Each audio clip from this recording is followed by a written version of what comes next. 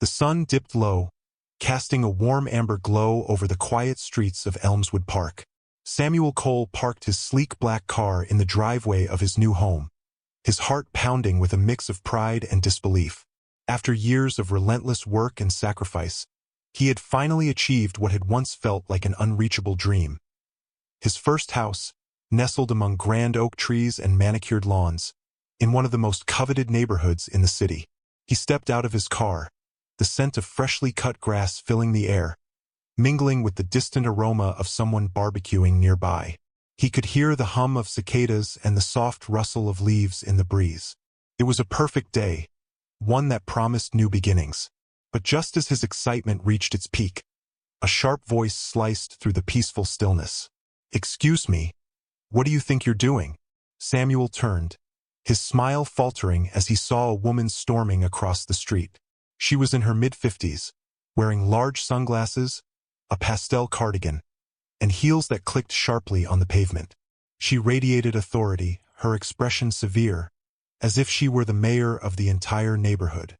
"I'm moving in," Samuel said, trying to maintain his composure as he set down a box. The woman's lips curled into a dismissive sneer. "Moving in?" she repeated, her voice thick with disbelief. "This isn't a rental property." Samuel raised an eyebrow, sensing where this was heading. He had heard of such people, self-appointed guardians of exclusivity, determined to police who belonged and who didn't. "I bought this house," Samuel replied, his voice calm but firm. "Closed the deal last week." Her eyes narrowed, disbelief contorting her features. "That's impossible. You must be mistaken. Do you have proof?" Samuel's patience thinned, but he took a deep breath. "I don't need to prove anything to you. This is my home." The woman crossed her arms tightly, her stance rigid with an air of superiority.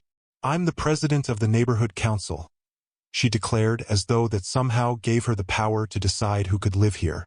"We have rules, and unauthorized tenants are not allowed. Unless you can show me documentation, I'll have to report you." A laugh escaped Samuel's lips, sharp and incredulous. "Report me to whoever you want. I own this house, and I'm not going anywhere." As he turned back to the door, he felt her glare burning into his back. He knew this wouldn't be the last of her. The next morning, Samuel found a thick envelope in his mailbox. His fingers clenched as he tore it open, revealing a formal letter stamped with the seal of the Elmswood Homeowners Association. Violation notice, unauthorized occupancy, delinquent fees, 3 months of back rent. His stomach churned as he read further, the letter claiming that his occupancy was in violation of HOA rules, threatening eviction if the issue wasn't resolved. Samuel couldn't believe what he was seeing. He had lived here less than 24 hours, and already, this woman was using her power to harass him. By midday, she was back, clipboard in hand, her smile smug and knowing. "I see you got the notice," she said with feigned sympathy, as if this were all just a minor misunderstanding. "I did," Samuel replied coolly, "and it's nonsense." She clicked her tongue, as though disappointed by his defiance.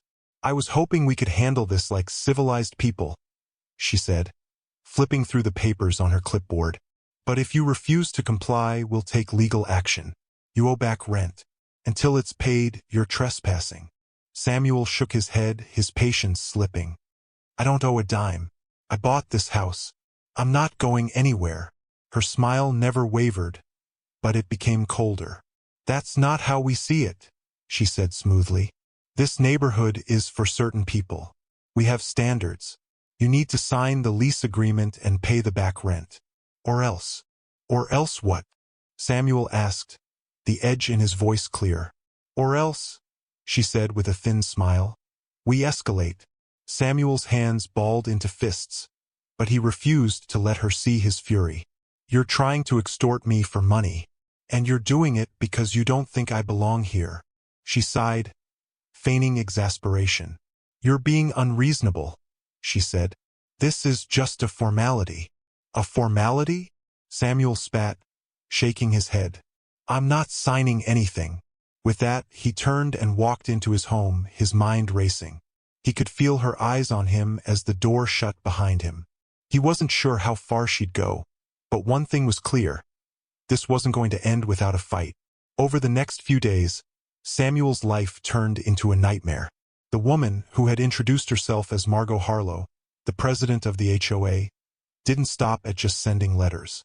She escalated her harassment, sending more violation notices, attempting to bully neighbors into siding with her, and spreading rumors that Samuel was an illegal occupant. But Samuel didn't budge. He knew she was wrong, and he knew that in the end he had the law on his side. Still, he couldn't help but feel a growing unease. This woman wasn't just annoying. She was dangerous. Her self-appointed role as neighborhood sheriff had given her an inflated sense of power, and she wasn't going to give it up easily. One evening, after a long day at work, Samuel returned home, exhausted and looking forward to some peace. But as he pulled into his driveway, something felt off. The porch light, which he had left off that morning, was on. The blinds in the living room were drawn shut, even though he remembered leaving them open. His stomach twisted as he stepped out of the car and approached the door. When he tried to unlock it, the key wouldn't turn. He tried again, his frustration mounting. That's when he noticed the lock had been changed. His pulse quickened, and panic crept in. He scanned the house, but before he could react, the door swung open, and there stood Margot Harlow, casually sipping a glass of wine, as if she had every right to be there. "Oh, you're back," she said with a smug smile. Samuel's blood ran cold. His house was empty. His furniture, his personal items, everything was gone. "What the hell are you doing in my house?" he demanded, his voice low and dangerous. Margot tilted her head, her smile widening. "Your house? No, I'm afraid you're mistaken," she said, as though she were explaining something to a child. "This property was abandoned. As head of the HOA, I'm simply reclaiming it for the community." Samuel's jaw clenched. He couldn't believe what he was hearing. "You changed my locks. You stole my furniture. You're trespassing." She took another sip of wine, unfazed. "I had to secure the property. We can't have random people squatting here. Don't worry, I've already called the police. They'll be here soon." Samuel stood frozen for a moment, unable to fully process the absurdity of the situation. But then something clicked. He wasn't dealing with just a petty tyrant anymore. This woman was completely unhinged. The sound of sirens grew louder. "Well," Margot said with a satisfied look, "here they are." As the police cars pulled up, Samuel knew this was about to get out of hand. He wasn't sure how far Margot had taken her delusion, but he was about to find out. "That's him," Margot said, pointing at Samuel with dramatic flair. "He's been illegally occupying this house. I'm simply doing my duty as HOA president, reclaiming property that doesn't belong to him." The officers eyed Samuel warily, but before they could say anything, Samuel reached into his jacket pocket and pulled out his FBI badge. "Actually," Samuel said, his voice as cool as ice, "I am the rightful owner of this property. My name is Samuel Cole, Assistant Director of the FBI. And you, Margot Harlow, have just broken into my house, stolen my belongings, and filed a false police report." Margot's smug expression faltered. What is this?" she stammered. The officer who had been eyeing Samuel with suspicion took a step back, his posture stiffening. "Sir, can you confirm ownership of the property?" he asked, his tone suddenly much more respectful. "Right here," Samuel replied, pulling out a copy of his deed. "My name's on it. I legally own this house." The officer scanned the document, then turned to Margot. His voice was firm now, tinged with disbelief. "Ma'am, do you want to explain why you're inside this man's house with his furniture missing?" Margot's mouth opened and closed, her mind scrambling for an excuse, but nothing came out. The truth was inescapable. Finally, the officer turned to his partner. "She's going in." Margot's eyes widened as she realized the gravity of the situation. "No, this is a mistake," she screeched, struggling against the officers as they cuffed her. Samuel folded his arms, watching the spectacle with a quiet satisfaction. "Next time you want to play real estate mogul," he called after her, "maybe don't try to evict an FBI agent." As the patrol car pulled away, the neighbors peered out from their windows, silently witnessing the downfall of the woman who had ruled over them for so long. Finally, the power had shifted. The arrest of Margot Harlow sent a ripple of shock through the community. For years, she had held Elmswood Park under her thumb, using her position as HOA president to dictate who belonged and who didn't. She had made life miserable for anyone who didn't fit her narrow vision of what the neighborhood should look like. Now, as she was escorted away in handcuffs, the neighbors who had once feared her oppressive rule watched from behind their curtains, their silence speaking volumes. By the following morning, news of Margot's arrest spread like wildfire. Samuel couldn't help but feel a sense of vindication as he read the headlines. The woman who had tormented him and countless others was finally facing the consequences of her actions. But it wasn't just the legal charges that brought him satisfaction. It was the fact that, for the first time in years, the neighborhood had a chance to break free from the tyranny that had defined it. At the emergency HOA meeting called to address the fallout, the atmosphere was tense. The remaining board members fidgeted uncomfortably in their seats, clearly shaken by the events that had unfolded. When Samuel entered the room, every pair of eyes turned to him. The room, once filled with whispering and gossip at his expense, now felt different, silent, uncertain, even reverent. He had become a hero to some, a symbol of defiance against the injustices that had festered under Margot's iron grip. One of the senior members, a man with graying hair and nervous hands, cleared his throat. "Mr. Cole, we owe you an apology. Margot's actions were completely inappropriate." Samuel raised a hand, silencing him.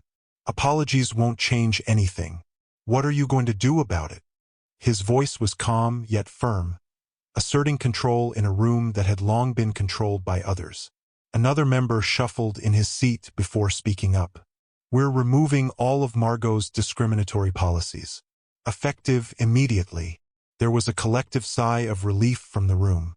"And what about the future of the HOA?" Samuel pressed. He had no interest in empty promises. "Will there be changes to the leadership?"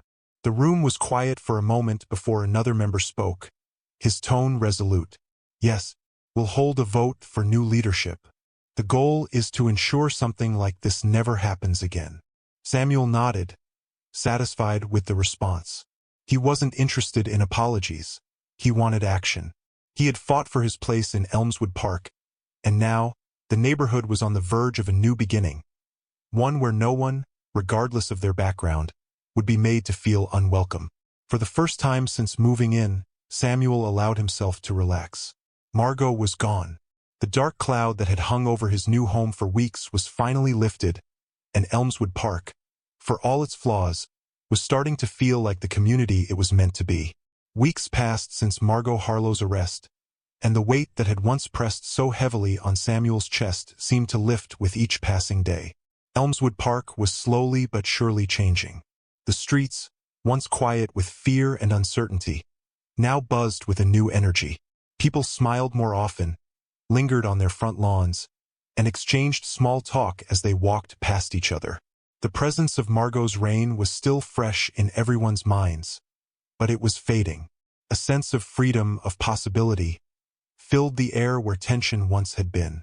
Samuel spent more time outside, sitting on his front porch with a cup of coffee in hand, just breathing in the fresh air. The simple act of being home, truly home, felt like a victory.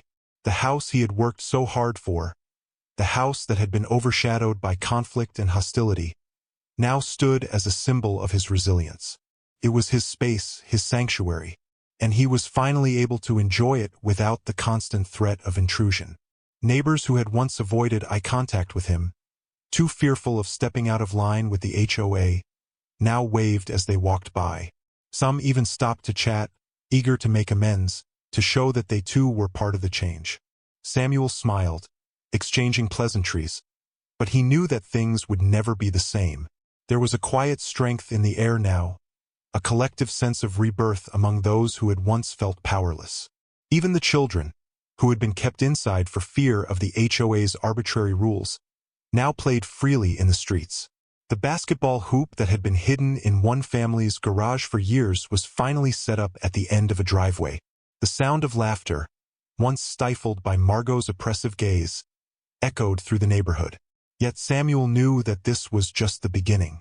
Margot's arrest had set the stage for change, but true transformation would take time. The board members who had been complicit in her reign of terror were still in positions of power, though their days were numbered. The community had spoken, and they were not going to let the mistakes of the past repeat themselves. Samuel had made sure of that. As he sat on his porch one evening, watching the sun dip below the horizon, he felt a sense of peace settle over him. The days of fear and hostility were over. The days of division, of being made to feel like an outsider in his own home, had ended. And though it had been a long, hard fight, Samuel knew that he had won. Not just for himself, but for everyone who had ever felt oppressed by the very people who were supposed to protect them. The next HOA meeting was only days away.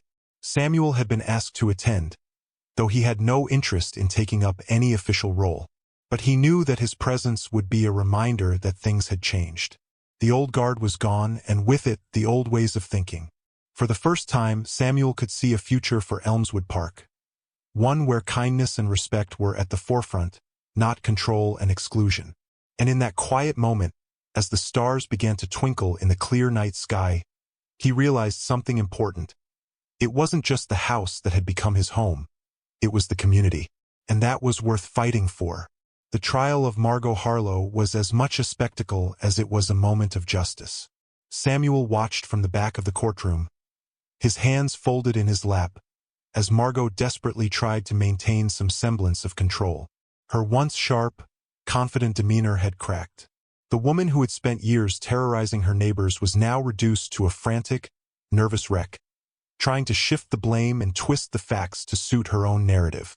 Her defense was weak, peppered with half-hearted excuses and attempts to paint herself as the victim. But the evidence was overwhelming. The break-in, the stolen furniture, the fake police reports, and the harassment that had been documented for years.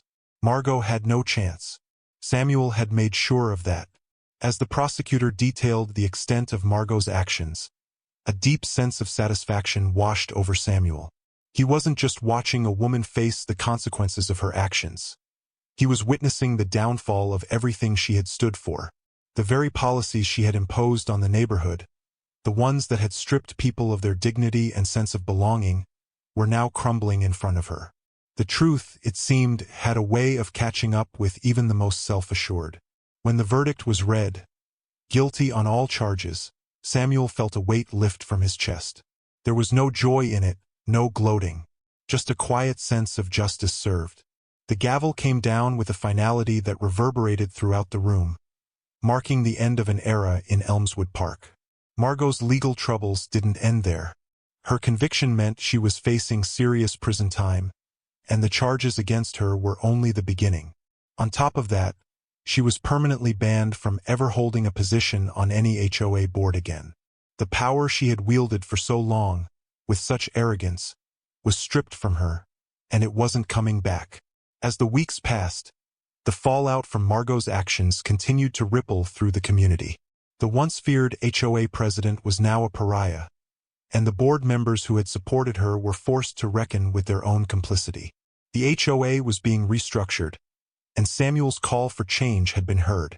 The new leadership, voted in by the residents, was dedicated to ensuring that no one else would ever have to endure the kind of treatment Margot had subjected them to. For Samuel, it wasn't just about her conviction. It wasn't just about the legal consequences that would follow. It was about something deeper. It was about the message that had been sent to Elmswood Park and beyond. No one, no matter how powerful or entitled, could stand above the law. No one could decide who belonged and who didn't based on prejudice or power. The day the HOA restructured and voted in new leadership, Samuel stood in the back of the room, watching the people who had once been afraid to speak up now engaged in open conversation. There was a sense of optimism in the air, an optimism that hadn't existed for as long as anyone could remember. Samuel didn't need to say a word. The transformation was already happening. As he left the meeting that day, he walked down the street with his head held high, his steps lighter than they had been in months. He knew there would be more challenges ahead, but for the first time since he'd arrived in Elmswood Park, he truly felt like he belonged. The neighborhood that had once felt alien and oppressive now felt like home. And in the quiet of his front porch, with the sound of children playing in the distance and neighbors laughing as they chatted, Samuel realized that he hadn't just bought a house. He had reclaimed a community. As for Margot Harlow, she had paid the price for her arrogance. And in that price, she had not only lost her power but any shred of the respect she once held. The world, it seemed, had moved on, and Elmswood Park, for the first time in years, had begun to heal. Don't forget to hit like and subscribe so you won't miss any of our latest videos. If you have any questions or comments, feel free to leave them below. Thank you all for taking the time to watch, and see you in the next video.